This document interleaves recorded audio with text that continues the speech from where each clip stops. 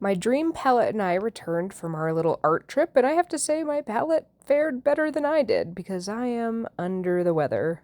Before I left, I didn't have time to actually swatch these. I just knew these were colors I liked. So now that I'm back, I figured it was a good time to actually swatch these so that you can see how all the colors look together. Plus, they look a lot different on the paper than in the little pans, as well as some of my general thoughts I had when I was making this palette.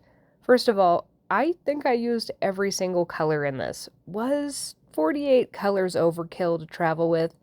Absolutely. Do I regret traveling with 48 colors, though? No, not at all. The colors that I used the most while I was traveling were some of the yellows and then an indigo, as well as a lot of the greens, but not so many of the blue greens. And I think that's indicative of the landscape and scenery that I was around. It wasn't super tropical. There was a lot of greenery, but it was more desert-esque. And so the blue greens didn't really fit. And so I went more for things like my chard or that Van Dyke green. I loved that color while I was painting the different scenic views that I saw.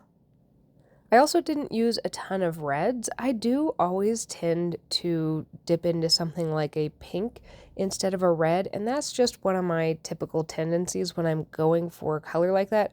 Red just doesn't call to me, but I did use it a little bit. Now, why did I choose the colors that I did to go in this palette? Well, initially it was because they're all colors that I know that I like and I have used in paintings quite frequently before.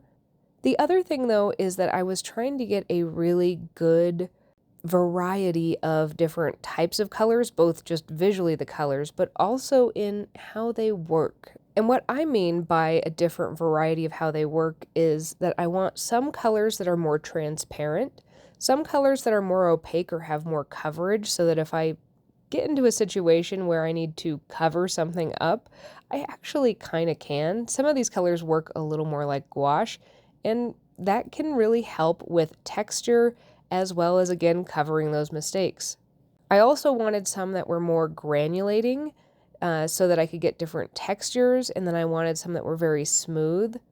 Some of the colors I wanted to make sure had interesting granulations where when you add a bunch of water to them and drag them out, they actually settle into a couple different colors because, again, that can make really interesting textures on things without having to do much work. And then I wanted some colors that were going to settle and then some colors that were going to have a really beautiful dispersion. What I mean by that is sometimes when you take a color and you put it into water or on the page, it just sits where it is, and that can be super handy. But I also wanted some that have that reaction where when you touch it to the water or other colors, it kind of explodes out in a wave, which creates really interesting effects, and it's just helpful to have both so that you have tons of possibilities. This palette definitely satisfied all of the needs. There might be a couple colors in the future if I were taking another big art-related trip where I would take them out and then instead include full pans of color, like that indigo color. I think I would want a full pan of that because it was very handy for shadowing as well as just bumping up contrast of things. Will I take this palette on every trip I take? No, this is too much for just an average trip that I might paint a couple times, but this one I knew I was going to be painting an entire week, so I wanted a lot of options. Typically, when I travel, a set of 12 or 24 colors is more than enough to paint with while I'm gone, but this palette is not going to go anywhere because I absolutely loved using it, and I'm going to use it a lot more.